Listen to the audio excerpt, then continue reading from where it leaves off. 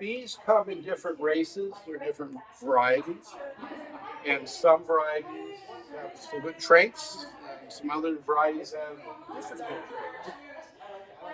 So I wrote down Caucasians, which tend to be quite gentle. There are Russian bees, which tend to maybe winter a little better. They tend to be a little more hygienic, a little more likely to groom mites. That's a big problem often. But they also tend to be a little hotter tempered, and they tend to swarm a little more. And if the swarm leaves, you just lost, half of your honey force. Italians tend to be gentle bees. I don't personally think they winter as well as some others. Carnolians tend to build up fast. When the honey flow is over, they tend to drop down in production fast so that they're not eating through the reserves. Buckfast, buckfast bees are gentle, and they're not as inclined to swarm as some of the other ones. And because we're in a church, it was developed by somebody who was a Catholic priest, Brother Adam, over in England, and he is or was a renowned beekeeper, world renowned. Most of us have mongrel bees because if we have a swarm that leaves with our queen and a new queen is raised, we have no idea who she mated with. As a matter of fact, before she starts laying, she will mate with, like I said, 10 to 15 different bees. So there's a lot of genetic diversity in that. So somebody that's raising just Italian bees or whatever, they're monitoring their drones from the Italian family as well as this new queen, and to keep that variety pure. Unless they artificially inseminate it, they don't really know. Which they do that? Yes. Oh, no kidding. We all have heard about African bees being very aggressive. And there is a variety of bee in Central America that's stingless. So if you go into the tropical rainforest down in Belize, and you're lucky, you can find a colony that won't sting.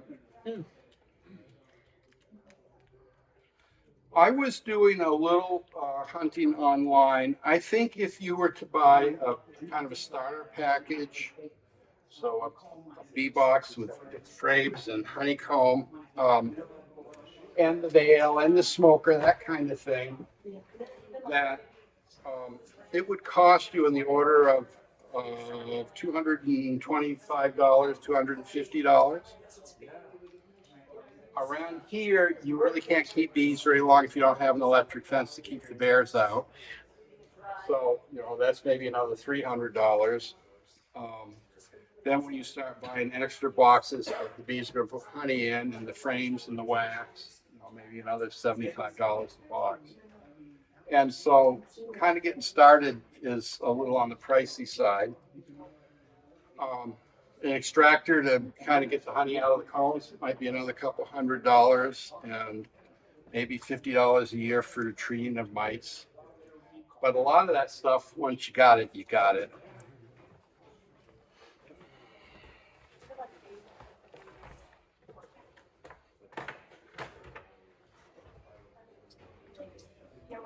This is not the world's probably best thing, but you can see how old that frame is. There's one from 1986 I put a brand on, and I've still got it. I remember you. So, some of the equipment, if you take care of it, can last a long time. This is what we give them to kind of get started out with. It's sort of the beginning of the comb, and then they will draw the comb out to match the imprint we give them. Foundation. Yeah, so that kind of allows us to have some control of the size of the comb. So how thick are those combs? Like, how deep are they? They're this deep. They're this deep. Okay. Yeah, And I slice off with a hot knife. They might pull out just a little further so that I can spin it. You can see that there's different comb sizes. So this is different, okay? So that was either a drone or it might even been a queen cell.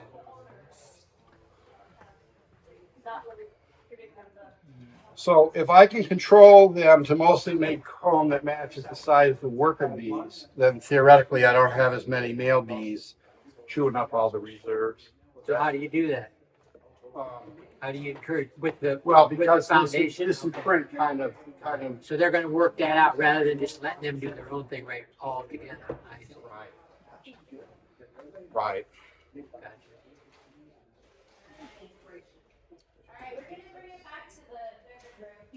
So that box is so much smaller than the normal box. Why? Do you actually let the bees do something with that? Well, this is more of a honey super, but Okay. this would be, I would call this a nucleus, or they call it a nuke colony. So I would have 4 frames actually in this one. This could be a baby colony just to kind of get started. I see. Or I might carry bees over winter in this. And if something happens to a big colony and this one's doing well, it's just, it's my seed that I saved away for crop failure. Gotcha. Jerry, do your bees just show up out of nowhere, or do you actually have to go buy some starter bees? Because I'm totally clueless about that. So there's a number of ways to get bees. And one way is to get a nucleus colony, which would be, usually they come in a cardboard box in a number of frames. And that would have the queen, and she would already be laying. So there would be eggs that she's laid. There would be, we think a butterfly, an egg, a caterpillar, a cocoon, and a butterfly. The cocoon is here. The egg gets laid, it turns into a grub, and the grub eventually just makes a little cocoon in the cell, and then when it hatches, it's of course the bee. So by an established colony, right from day one, the colony should be continuing to build up. You can also buy, think of a shoebox on its side that is built out of wood and screen, and you can buy what's called a 3-pound package of bees. So you get 3 pounds of bees and a queen in a little cage. When you kind of pour into your beehive, it takes her a little while to settle in before she starts laying, and then close to 3 weeks before the first worker bees are hatching. But during that 3 weeks, bees are dying every day from the ones you put in, so the colony's going down before it comes up. Sometimes you can find somebody who's got a whole colony for sale. They just want to get rid of, they're moving, or they're not as interested, or whatever. And so you can do that. You can also just put a box out in a tree and see if anybody will move in, and maybe end up with freebies. It's not as predictable, but it's not. Does that still happen? Some people have good luck with that still? I don't know about good luck, but people have luck. Mm. People have, I've had that happen. I didn't have it this year. Mm. I got 2 last year. I don't think I got any the year before. Mm. I just take some old combs that I didn't toss them. I just put them in a box and put them someplace. So what's the price difference between that established colony that you would buy versus the 3-pound package? Double? Triple? No, I don't think it's that much.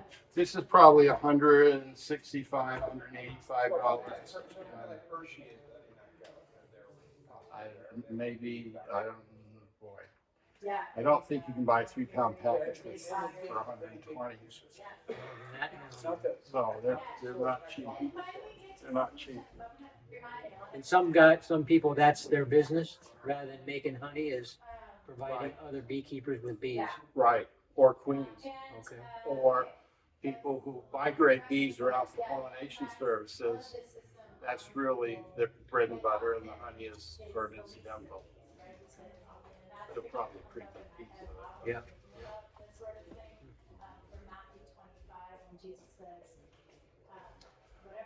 Bees, I'm going to talk about this later, but bees get a disease. They get a number of things, but a disease is called American foul brood.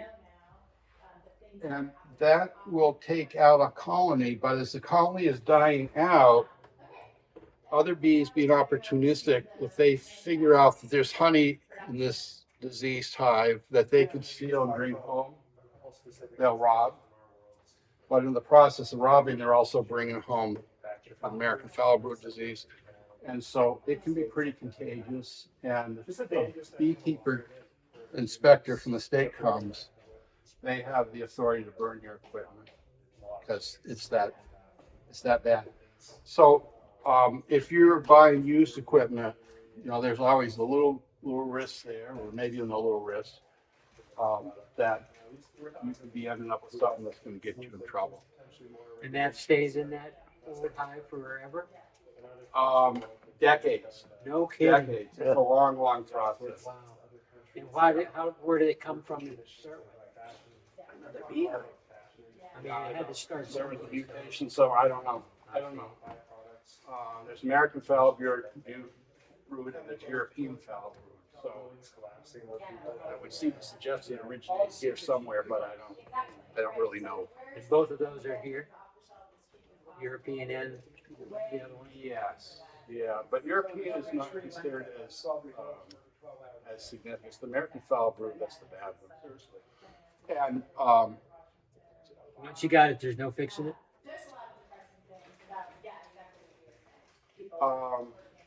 mostly the answer is there's no fixing.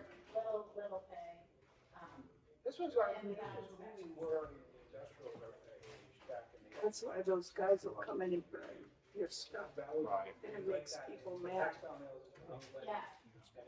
You don't want everybody and their brother to be getting it. Right, exactly. Yeah, my dad had foul brood when I was a kid, and it was wrong. We actually got cleaned our act up. he spun out all the honey he had from that hive, and then he fed that back with, I want to say sulfur, back into the colony, and he pulled the bees through, but sulfur isn't something that we want in honey these days. Anyway, the official answer is no. There's no cure. There might be some long odds in doing something, but What's the chances of a beekeeper getting that? it's pretty around. common. Pretty It's common. around, and that's the benefit of the state beekeeping inspector is that if you're within so many miles of a hive that's been found to be diseased, they'll put you on notice, so you can pay a little more attention. But it's in Vermont. I'm not aware of it being real close to us anytime recent. Oh, good.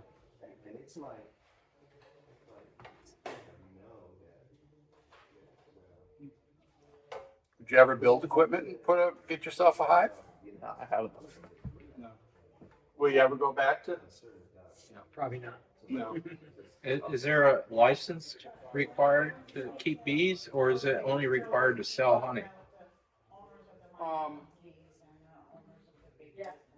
In Vermont, you're supposed to report to the bee inspector, Department of Agriculture, and it's $10 for a bee yard. If you have one hive, it's $10. If you have 100 hives, if it's in the bee yard, it's $10. And I think for the most part, that's kind of an honor system thing. And there for sure are some standards for selling honey, but I just sell a little out of my office when I have it, and I've just never done that. I don't know where that line from just being a homeowner to kind of a commercial producer, where that line gets drawn. Was that the question, or was there more to it than that? No, that's good. What do you know about that, sir? Do you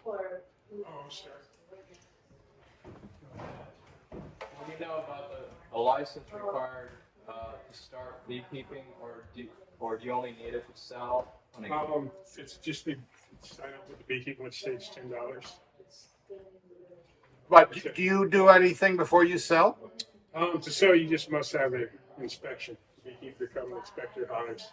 give a stamp of colony health before you sell them off. And that's based on the honor system of that beekeeper. And then honey. I mean, I label with my name and my address and the weight, Yes. but I'm not aware that there's any more than that required.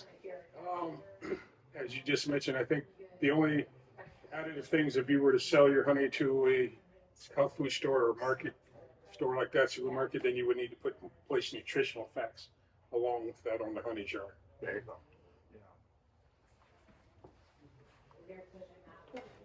You got the wrong guy doing this talk, John. He has the correct guy, actually.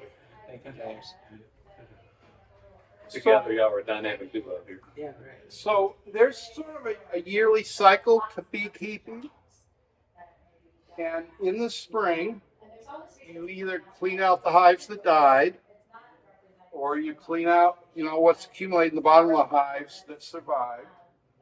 If they're light, and you learn after a while, you just kind of lift it and it feels light or not, then you may need to feed them some sugar water because you don't want them starving before the dandelions and apple blossoms come out. Early in the spring or maybe even late winter, if you start feeding them a little pollen substitute, that will make the queen start to lay and build the colony up so that when the first spring flowers come, you've got more population to get going. And it's nice, it's more than nice to know what you have for mite counts. We didn't do this with you. So the Varroa mite that gets on bees,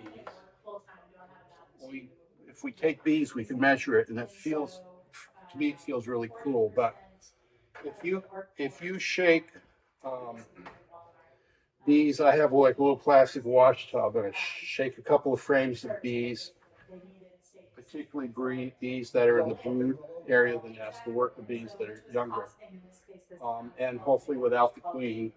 And then I scoop up a half a cup and I put them in here, and I've already put some just rubbing alcohol. I shake this, and a half a cup is considered to be about 300 bees. The alcohol kills the bees. It still hurts. Can you do it without, like, you almost want a prayer of forgiveness, or I actually have stopped doing it. you don't? Because basic rule of thumb right now, because of commercialism, et cetera, throughout this country, just don't do it, just treat it. Unless you have a subspecies of honeybee that will live with or evolve with the raw destructor called the mite.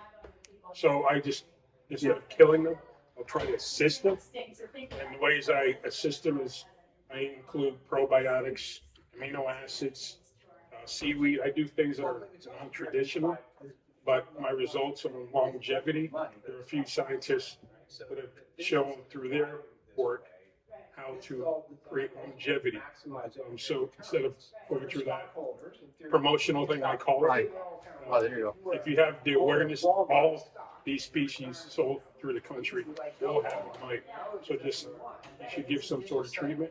I do not use synthetics. I use natural treatments that are in form of Formic Pro. And I minimize that harsh treatment directly. Or I use another organic, which is wood bleach, also sold under the name oxalic acid. And when I do oxalic acid, I do it that is more passive, very obstructive and intrusive to the hive. So what I mean by obstructive, it could kill the queen and all that kind of stuff, or kill a lot of bees. So, and then intrusive, it throws the colony in disarray. The queen will stop laying. Then it also could inspire absconding, where the bees just leave the colony. And that's what I had heard from one of my clients, because they treated after a bear attack. So the colony didn't have time to settle down, reorganize itself, and that takes up at least 7 to 10 days for them to do that. And so it was like one stage of stress, tremendous stress, and then another tremendous stress. So that's what creates absconding, where the hive is like, I'm done. That's it. We're out of here. Yeah, that's it. Yeah. So but what he's doing is Peaceful Valley. Yeah. So to add on to that, that's pretty much a preliminary thing that's taught. I don't educate people to do that anymore because, like he said, it's kind of like heartbreaking to just kill those bees versus aiding them and helping them grow up, move along. So I've moved past that. But yes, sorry to take. No, that's So perfect. once you get them in there and you shake them up and the bees are dead.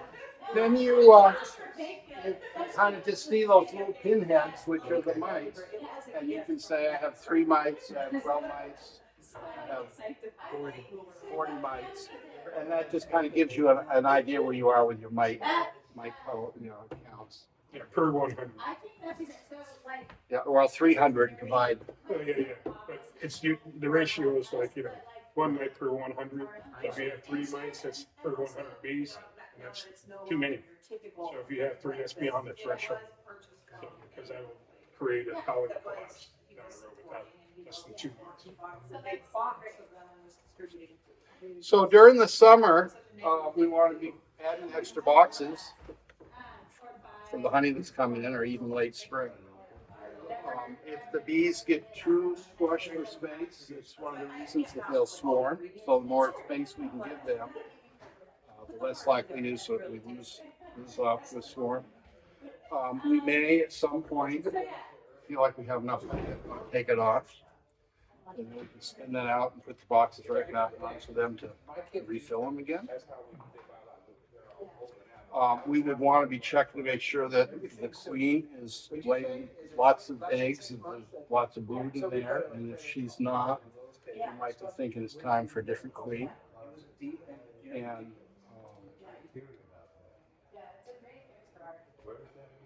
You buy your queens. I've done both. I had one this summer that had queen cells in it, and I found the queen right away. Sometimes in the summer, there's so many more bees, it's hard to find. You mark your queens? I caught you snacking. Yes and no. I mark queens if I'm helping someone. So I do workshops where I go to you or you come to me. Sort of initial work. So yes, I do that. But my bees, I don't because I have a good eye of where it is. And I only buy bees to compare to why I don't want to buy bees. But I tell other people to stay with me. So, not to take up more of what he's talking about. Marking your queen is very good for if you need to work fast, you need to go on a hive. And what I've learned, to get to where I'm at in the level of beekeeping is every time you find eggs and fresh larvae, the queen is right around there. So you don't want to really waste your time trying to find her on the very outside. She always lays in, typically will remain in that core, but always around fresh eggs, fresh larvae. And there's things you need to you want to buy can't go buy a little. So to your question, this summer, I had a hive that had a number of queens. Locally sourced running through. But I also like, wow, there's the queen. So I put her, I started a little nuke here, and I moved it, and I left from the queen cells in the established colony, and I just let nature take care of itself.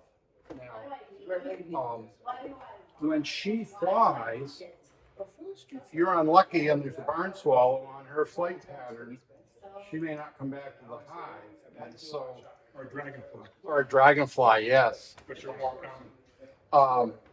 So you kind of got to keep track and figure out that you've got a queen, that she's hatched and that she's laying eggs. And if you don't, then you've got to get a queen to get this hive going because they're going to go downhill without a queen.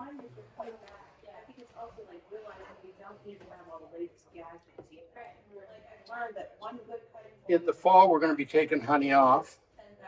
We're going to be thinking about how heavy they are because if the hive hasn't put up a certain amount of honey, they may not make it through the winter and they starve. I have a little bathroom scale. Try to get my grandson to help me with this. I'll put it here, and then I'll put the hive back, and then I just have an idea what I have for weight. And I've got a chart And if it's not heavy enough, I have some unused, brand new, like gallon paint cans that I fill with sugar syrup, punch a couple holes in the lid, turn it down, and then they'll just take that down. I'll just feed them until I get up to the weight that I need. Saw something somewhere. I don't know if it was Facebook or computer or something where they were taking ripe bananas and smashing them, like two ripe bananas, and smashing them with a peeling and all right on top of there, and the bees were working on them and eating that. You ever heard of that? I've never heard of that, Really? but it was on Facebook. Have you, sir? That's gotta be fact right there. I saw them. They actually did do it. I'm sorry. You ever heard about smashing ripe bananas in the hive and the bees eating that? To put it simply, it's not effective. It does not have any like nutritional value. Okay. Yes, you can do I that. wondered Just why like- what was the just significance because, of it? well, the significance is you're giving some resource of substance to that honeybee. You can give watermelons. It's just a resource that's not available because the bananas are in abundance. That's the reason. There's alkaloids that are in that rotten banana. That's what typically people do. They're very similar to a pheromone. That when a bee stings, that pheromone is given as a message to all the honeybees to zero in on that location on your body.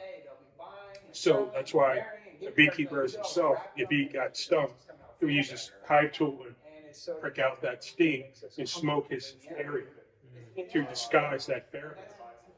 But as far as nutrition value, there's no scientific evidence behind it that it is a resource. I know it's filtering out through YouTube. Just like a lady who collects honeybees with her bare hands and no equipment. Yeah. So, I've seen that. not to take away from what he's describing, but yes, you gotta stick with what's real and what is true. So, Thank you. She's a sweet girl. It's kind of like a little. Did you ever have bears? She's surrounded too. Bears just do a lot of damage to bees, and then when you go to put them back up, they're ugly. That's, you would be too if somebody did that to your house. How many times have you had bears visit you? once. Once, that was because it? Yes, and this was in Shelburne, and I had a host family who expressed their, what they felt in earnestness about no bears they've ever seen while they were living in that resident 25 plus years. And when I had a beautiful apiary that was growing, and this is while I was a part-time lab tech at the UVA Medical Center, a bear came out of nowhere. Yeah, they were all around. It just discovered the fact that the variety pack of a smorgasbord. Bear had chickens plus my bees for dessert. Start with protein and with sweets. Well, no, that's the mystique is people use the Winnie the Pooh theory. Bears aren't going there just for the honey. They're going there to eat the brood first. They want protein going into winter. Carbs do not keep a big fat animal like that surviving. Honey is carbs. So that's what they want first. And yes, they do want that sweet dessert, but they primarily want to see if they can eat babies. So that's what they go after the hives for. And bears can jump from a standing, sitting position over this height. And when many people have 3 lines of their fence, they will sit here, look at it, see what they want, leap right over. So I keep my fences this high with electrical lines, so it's 5 lines up. But yeah, so And bears are up there for sure. I think the first time they go through, it's hard to discourage them. Yeah. So I use 3 things: firecrackers in the evening at dusk when bears are coming out, so that they hear throughout the mountain. They know my yard is not a good yard. I also use predator lights on my beehives, which are these intermittent blinking lights at night. And I want to come on at night, and so that The little deters, red ones? The Yes. little red eyes, yeah. that deters them from a distance. It's a deterrent, not a keep out. And then the third thing is the electrical fence. I do not bait with bacon because I love to eat it. It's expensive. Won't waste it. Right? But bacon grease, if you wanted to do that, Yeah. bacon grease, it's effective as well. But my motto is keep away, don't bring in. Yeah. For sure. We give our neighbors eggs and they give us. So the land that the Hebrew people went to after slavery was referred to as the land of milk and honey. And I don't know where that came from. I still don't know where that came from. Except I think it denoted the fact that it was going to be a fertile land. But archaeologists tell us by about the time of King David that they were taking care of bees. They were, manning their bee logs, their whatever they had. Yeah, that's what I meant by Israelites. Yeah, They were the ones that quoted it. right. So that was kind of interesting. And then Deborah is a judge in the time of the judges, and her name in Hebrew translates to bee. Distributor system. So she's a judge, she's a priestess, she's a warrior, right? I'll go into battle with you, but you're not getting the victory when we win. And she apparently was quite a lady. She was quite a lady. Sometimes I have people tell me that they're buying honey to cure their allergies. And I don't know about that. Maybe if you've got goldenrod pollen and you're allergic to goldenrod, but if you're allergic to the mold in your basement, I don't see how that works. And I just feel like there's this blanket idea that if you eat honey, you won't have allergies. I kind of feel like that's a little overdone. Sometimes people tell me they plant flowers for the bees. When you consider that a bee will fly 1, 2, even 3 miles to look for flowers, I'm not sure that your little row of sunflowers makes much difference. So if you feel better about it, it's fine. But I don't know how much help it really makes. I had read, interestingly enough, recently that the Department of Defense is working with bees to help find landmines. And the bee is praying at the center of those explosives that it's going to be fed, like Pavlov's dogs. And so when it comes to you heard this? I mean, there are theories like, You're not buying it. It's just like when you were addressing the allergy thing.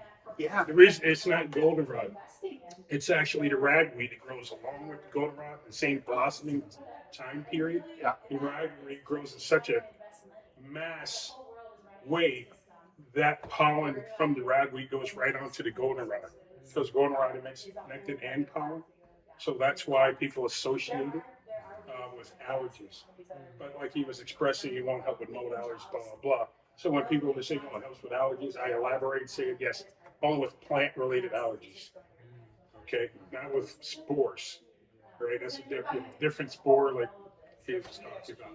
So with the bees, it's only a certain bee. They're trying to use Pavlov's theory just along like with dolphins to find, like mines in the ocean through the homing, right? So by what he was saying, the introduction of that certain scent, the scent is the alkaloid pheromone. So by introducing that pheromone alkaloid into that feed, supposedly the next generations will have that within their bodies, et cetera, so forth and so on. But it's like basically, putting 100% of a delivery service in a homing pigeon, right? Anything could happen. It could die. It could get shot down. Predator bird could kill it. Blah blah blah. So, but yes, there are a lot of things, and that's one practice. Sorry to take your time. No, I think this is all fun stuff to me. Yeah. Oh, yeah. Yeah, it is interesting stuff. But, yeah. I've had people with plant allergies at my raw honey, and they've known the difference. Yeah. When I was in high school, the postmaster, whose name was Del Wood, you wouldn't know, I remember that name. I heard that name. would line bees, and he built me this box, which was a lot better shape 50 plus years ago. And in the fall, after the frosts have taken out most of the flowers, usually around some goldenrod, but you could find a bee somewhere, and you can kind of close it in here so it's captive, And then if you just cover this side and raise this little one-way door, it will come over here. You close the door, it's trapped. And then you put the comb back here with a little bit of sugar water in it. And you let the bee come back over here now. And once it does, you close it. And then if you just make it dark, it will settle down and won't be trying to escape. And you can kind of tell when you're not hearing it buzzing, and you can look. It's like it's starting to suck up that. And so then if you just kind of open this up, it will go back to its tree. And there are times for, you know, how fast a bee flies and how much time a bee is in a tree, and you can start to get an idea how far away that tree is.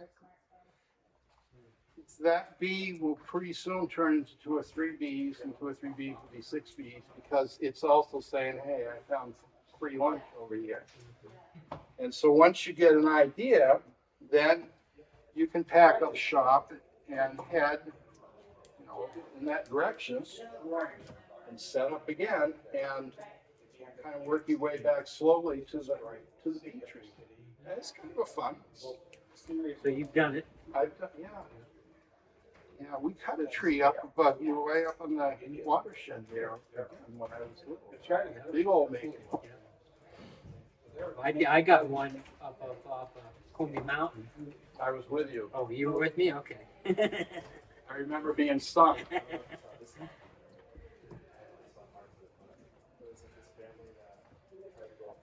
There has always been a little bit of a sense that bees had some kind of spiritual connection to the other world. And I don't know where all of that came from, but in the Mediterranean world, there were caves and mountains, and there was kind of a sense that because bees could build there, because they didn't have the cold weather, they didn't so enclosed, but that perhaps the bees could fly out to mankind, but they could fly into the, you know, to the spirit world. And so they were the communicators. And that tradition seems to be in a lot of cultures. In colonial times, here and in Europe, there was something that was called telling the bees. And it was felt that the bees needed to know important events in the beekeeper's life or his family's life. So if I was the beekeeper and I died, it would be bad luck if Nancy or somebody didn't go out and tell the bees that the beekeeper had died. And so you had to do it. And you would maybe drape some black fabric over the hive in the morning, and you'd knock on the hive, and then you would just tell them. But you would also tell them about birth or significant events in the family. And so this is a picture that I've just always liked, and this gave you the motivation to buy it, of somebody who's telling the bees. And these are scamps. It's over in Europe, I assume, maybe England, but he's just out there kind of talking to the bees and letting them know, you know, what's what, going on, so that they're properly informed. Yeah. And I just think that's kind of a neat story.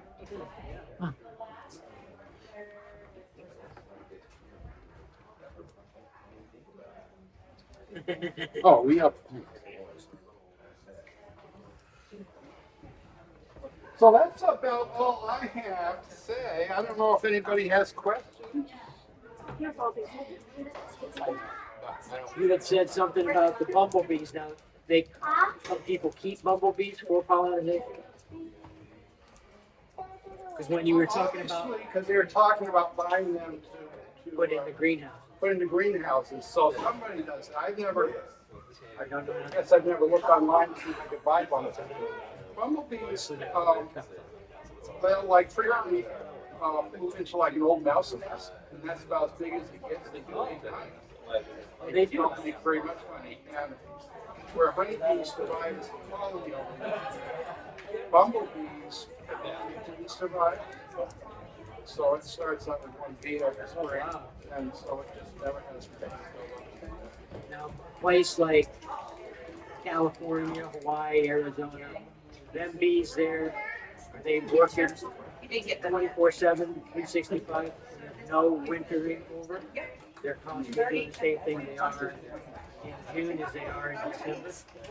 Just making honey and living and dying. Yeah, but my guess is there's still times, there's still dormant times there, and there's probably times. My